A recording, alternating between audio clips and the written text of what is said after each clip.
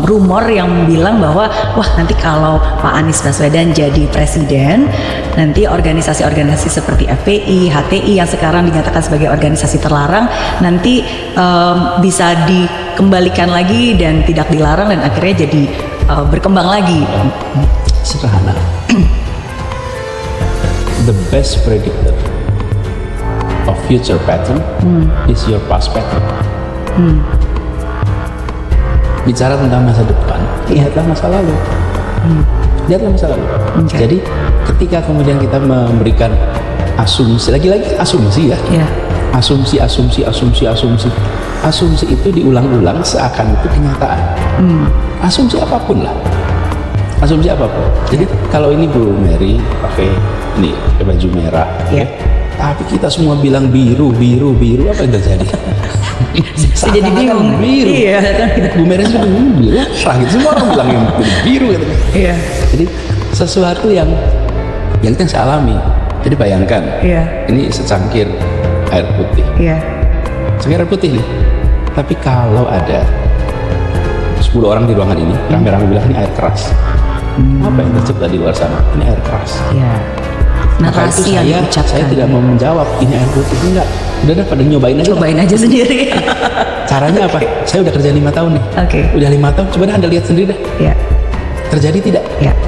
Jadi saya selalu bilang kalau Anda ditanya tentang hal yang sifatnya masa depan, jawablah dengan rekod yang dikerjakan masa lalu. Karena itulah yang paling valid. Soalnya kalau masa depan itu kita bisa ngarang kok soal masa depan. Tapi kalau masa lalu nggak bisa ngarang. Karena udah kejadian. Indonesia sejak dulu kala tetap dipuja-puja bangsa. Sering bermain silat lidah. Sepertinya semua orang ini goblok kalau yang dengar omongan Anies itu percaya aja. Anies mengatakan ini asumsi, terus dia mempermisalkan air. Jadi air ini kalau semua orang lihat air putih ini dianggap air keras, orang akan mengatakan air keras. Padahal diminum air putih. Pak Anies, radikalisme ini bukan asumsi. Radikalisme ini fakta. Dan sudah terjadi sejak zaman dulu tuh ada radikalisme. Jadi kalau Anda masih melihat, jadi pemutusan pemerintah ini terhadap FPI dan HTI itu cuma asumsi karangan aja. Itu realita. Emang dia mengatakan HTI itu ingin mendirikan negara khilafah. Itu pun juga FPI. Jadi bukan asumsi, ini fakta.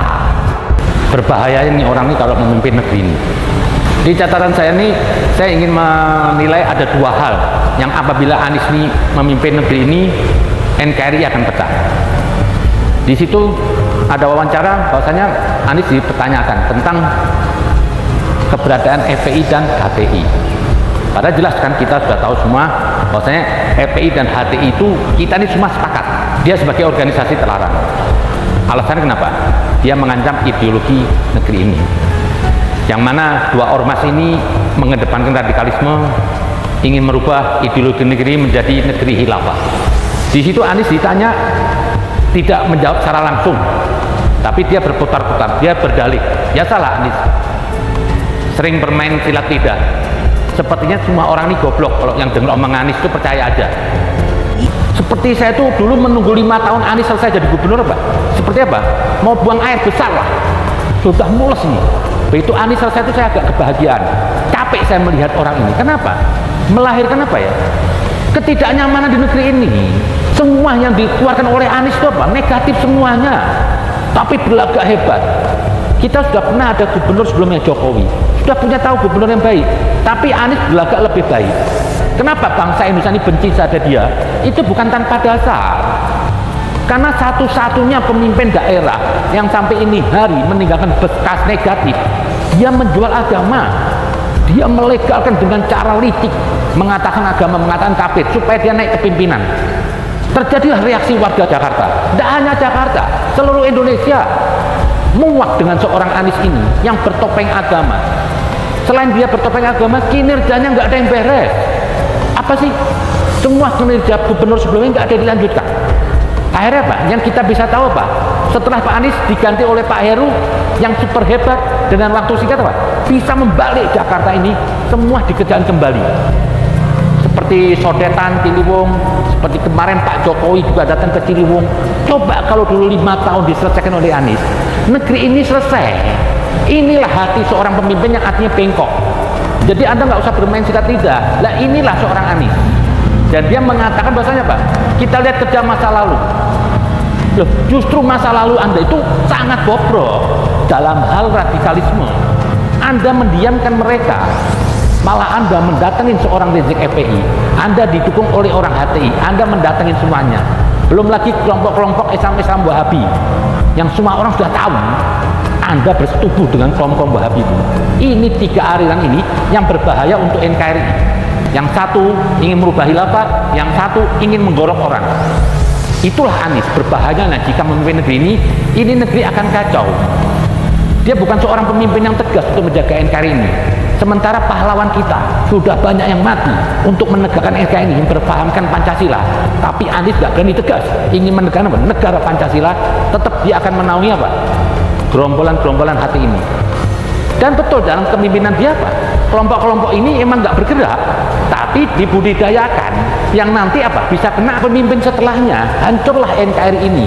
Apabila mereka ini dikasih panggung, terus disubsidi oleh Anies, dibantu, mereka besok besar akan terjadi pembantaian, akan terjadi peperangan. Itulah yang pertama yang berbahaya. Inilah kemunafikan seorang Anies. Begini mau jadi pemimpin negeri ini, pecahlah NKRI. Itu. Dan yang kedua, belum pernah terjadi kegaduhan di negeri ini dari seorang gubernur yang gaungnya itu sampai se-Indonesia. Begitu gaduh setiap hari. Anda sama sekali tidak mencerminkan seorang pemimpin yang negarawan atau yang hebat. Buktinya gubernur lain nggak ada yang diributkan, bekerja baik-baik aja. Anda enggak. Jakarta ini seperti apa ya? Nggak ada apa-apanya lah. Yang harusnya besar. Karena apa? Provinsi paling kaya itu dananya itu adalah Jakarta. Tapi apa? Yang dibanggakan cuma halte. Lah halte itu bagi saya itu kerjaannya wali kota lah. Nggak perlu seorang gubernur turun tangan halte. Terus wali kota ngapain kerjaannya? Saya bukan hanya mau benci apapun. Saya hanya ingin negeri ini apa? Ke depan lebih baik. Waspada kepada seorang Anies ini. Yang pertama yang tadi saya khawatir itu apa? Dia tidak berani secara gamblang mengatakan, andai kan kalau saya presiden, saya tutup tuh FPI dan HTI. Dan aliran-aliran yang melahirkan terorisme, saya bungkem. Ini dia nggak berani mengatakan. Jadi kalau andai kan besok Anies menjadi pemimpin negeri ini, akan jumawa nih FPI, akan dibuka lagi itu HTI, akan dibiarkan untuk gerakan Islam radikal yang melahirkan teroris dari kaum-kaum Wahabi. Dan saya nggak yakin Anies akan mencegah gerakan radikal. Kenapa? Ini semua pendukung Anda. Anda akan punya beban nanti kalau seorang jadi pemimpin, dan Anda akan membiarkan seperti kelompok HTI, FPI, dan PKS pun juga lah. Ini bagi saya juga satu, PKS ini partai bertopeng agama. Dia nggak mau melanjutkan kerjaan gubernur sebelumnya. Takut apa? Mereka dapat nama. Lihat kalau pemimpin begini terus hancur negeri ini. Kapan majunya? Ganti gubernur, ganti misi. Akhirnya nggak pernah selesai, nggak ada kelanjutan pembangunan. Itulah di situ terjadilah reaksi warga negara Indonesia. Muak melihat keberadaan seorang Anies ini. Dari menjual agama, kini jadi nggak benar. Anies bilang mengatakan apa? Lihat kerja saya. Justru kerja Anda itu bobrok. Kalau Anda itu andekan Anda jual agama, itu masih ada kinerja Anda yang baik. Orang masih mengakui Anda pekerja yang baik. Tapi sudah menjual agama, terus kinerja Anda itu kosong. Ini sudah akumulasi kebencian bangsa Indonesia. Nah, tipe kayak Anies ini kalau besok menjadi pemimpin negeri ini, hancur negeri ini, akan gaduh, akan pecah. Kenapa? Orang sudah tidak suka dulu dengan Anda. Dan tidak sukanya bangsa Indonesia ini apa? Bukan mengarang, bukan asumsi, fakta nyata. Gerakan-gerakan mereka ini apa?